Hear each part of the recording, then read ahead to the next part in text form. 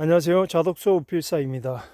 오늘은 2023년 12월 26일 현재 11시 넘었네요. 오후 12시 반 정도 됐습니다. 오늘은 날씨가 굉장히 따뜻해요. 지금 영상은 기온은 영상 6도 정도고, 보시다시피 눈은 다 녹은 상태고, 보이시나요?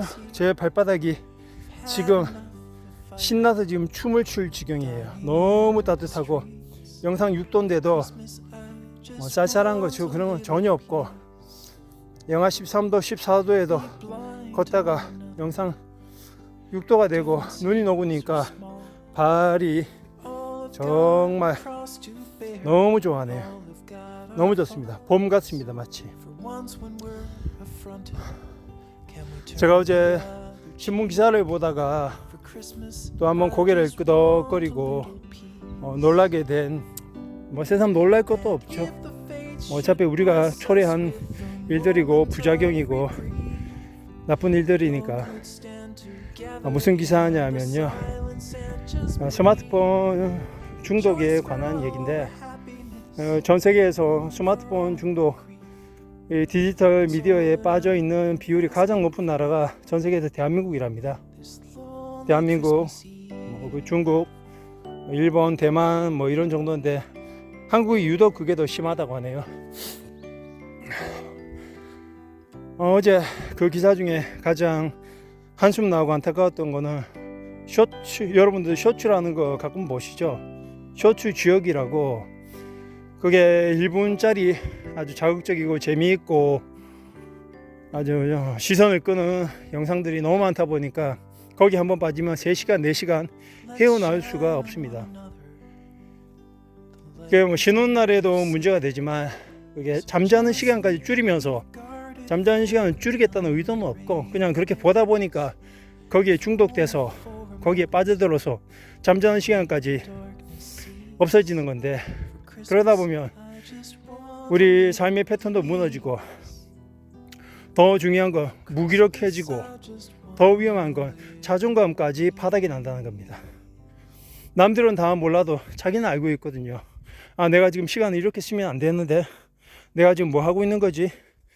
위험하다라는 걸 느끼면서도 그 스마트폰 중독에, 그 영상들과 그 쇼츠에 굴레에서, 늪에서 벗어나오지 못하는 겁니다. 맞습니다. 바로 그게 중독입니다. 중독인지 우리 알면서도 거기서 벗어나오지 못하죠. 왜?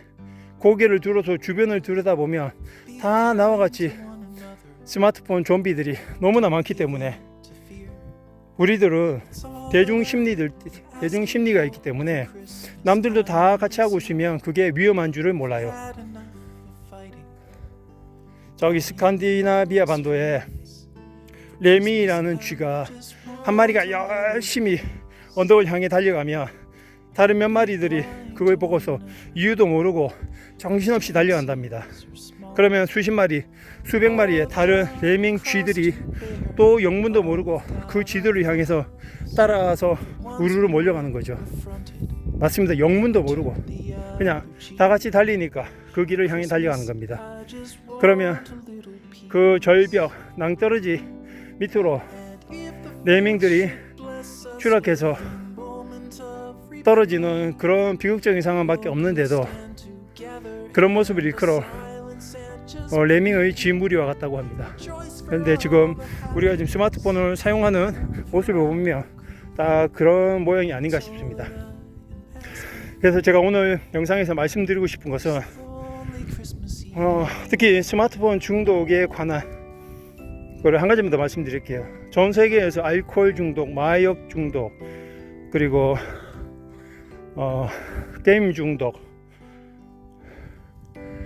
약물 중독, 이런 것들이 가장 심한 게 대한민국이랍니다.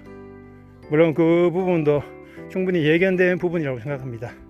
그래서 오늘 제 영상에서 말씀드리고 싶은 부분은 그 중에 하나인, 다른 중독도 마찬가지지만 이 스마트폰 중독에서 우리가 벗어날 수 있는 방법, 제가 3가지를 말씀드리고 싶습니다. 이것은 효과가 있습니다. 효과가 있으니 한번 진지하게 받아들이시고 실행해 보시면 자신의 인생에서 시간을 너무 낭비하고 자존감마저 갉아먹는 이 스마트폰, 이 쇼츠, 이 유튜브에 잘못된 늪에 빠져서 허우적거리지 않는 삶을 살아가셨으면 좋겠습니다. 먼저 그 방법 첫 번째는 바로 맨발 걷기입니다. 우리가 여러 가지 중독에 빠져 사는 이유는 스트레스 때문이거든요. 그 스트레스를 벗어나려고 스마트폰이나 쇼츠나 여러 가지 달달하고 쾌락을 주는 것에 빠져서 그 스트레스 호르몬이 코르티솔이라는 게 있습니다. 그 코르티솔을 낮추기 위해서 우리는 엉뚱한 곳에 중독이 되어서 빠져서 살아가는데, 중요한 건 그 코르티솔 호르몬 수치를, 스트레스 호르몬인 그 코르티솔 수치를 좀 낮추는 게 좋습니다. 지금 숨소리가 좀 허걱거리는 거 이해해 주세요. 산 밑에서부터 경사기를 달리고 온 상태라서 여전히 숨이 좀 찹니다. 방금 말씀드렸다시피 그 코르티솔을 없애기 위해서 가장 중요한 게 바로 편안한 환경을 조성하는 것입니다. 편안한 환경. 그 중에서도 저는 운동과 맨발 걷기라고 생각하는데, 솔직히 운동은 비용도 들고 여러 가지 준비도 해야 되고 힘쓰기도 싫고 관여할 게 많지만, 맨발 걷기는 그렇지 않습니다. 맨발 걷기는 그냥 주변에 흙이 있으면, 산이 있으면, 숲이 있으면 그저 신발을 벗고 맨발로 걷기만 하면 우리 몸속에 코르티솔이 빠져나가고 심신이 편안해지는 것을 느낄 수 있습니다. 실제로 실험 결과에서도 스트레스를 많이 받은 사람들이, 코르티솔이 많이 쌓인 사람들이 맨발로 걷게 했을 때 일정 시간 지나서 그 측정을 해보면 코르티솔이 상당 부분 완화되고 제거된 것을 확인할 수 있었다고 합니다. 왜 맨발 걷기를 하면 그렇게 편안해지고 우리 몸에 나쁜 그런 유해한 부분들까지 빠지는 걸까요? 저도 지금 장 1년 넘게 2년차 맨발 걷기를 하고 있지만, 정확하게 이유는 알 수 없지만 맨발로 걷고 있으면 마음이 차분해지고 따뜻해지고 여유로워지고 먹먹해지고 감사하고, 그리고 충만함이, 잔잔한 물결처럼 충만함이 있는 것을 느낄 수 있어요. 내가 그렇게 해야지라고 생각하지 않았는데 그렇게 되는 것을 보면 맨발 걷기를 통해서 땅속에 자유전자를 얻게 되며, 그리고 이 조용한 자연을 우리가 걷다 보면, 제가 전 영상에서 말씀드렸지만 명상이라는 효과까지 같이 누리면서 그런 우리가 느끼고 있는 부정적인 감정을 일소에 해결하는 그 방법이 이 맨발 걷기에 있는 것 같습니다. 그렇게 첫 번째로는 맨발 걷기를 추천드리고요. 그리고 두 번째는 하루 한 장입니다. 한 장 책 읽기, 독서입니다. 왜 독서가 필요하냐? 우리가 무언가에 중독되었을 때는 그 중독된 프레임에 갇혀 있기 때문에 그 프레임에서 벗어날 수 있는 좀 더 긍정적이고 바람직한 다른 행태의 행위가 필요합니다. 그 중에 하나가 우리가 늘 알고 있지만 잘 행하지 못하는 독서. 독서라는 것은 우리가 주변에서도 성공한 사람들이나 학자들도 많이 추천하고 지혜와 지식을 많이 얻으라고 꾸준히 얘기하고 있지만 우리는 잘 받아들이지 못합니다. 지금은 더 그렇죠. 왜일까요? 스마트폰이라는 초강력 쾌락 정보 물질이 우리를 둘러싸고 있기 때문에 책 읽기, 책과는 독서와는 담을 쌓고 살아갑니다.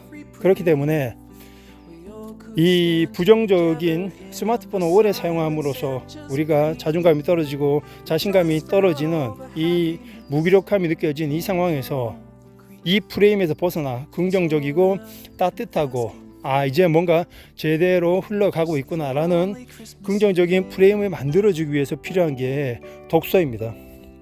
그 독서에 취미가 없더라도 하루 한 장 정도는 한 몇 분 정도면 충분히 투자해서 하실 수 있습니다.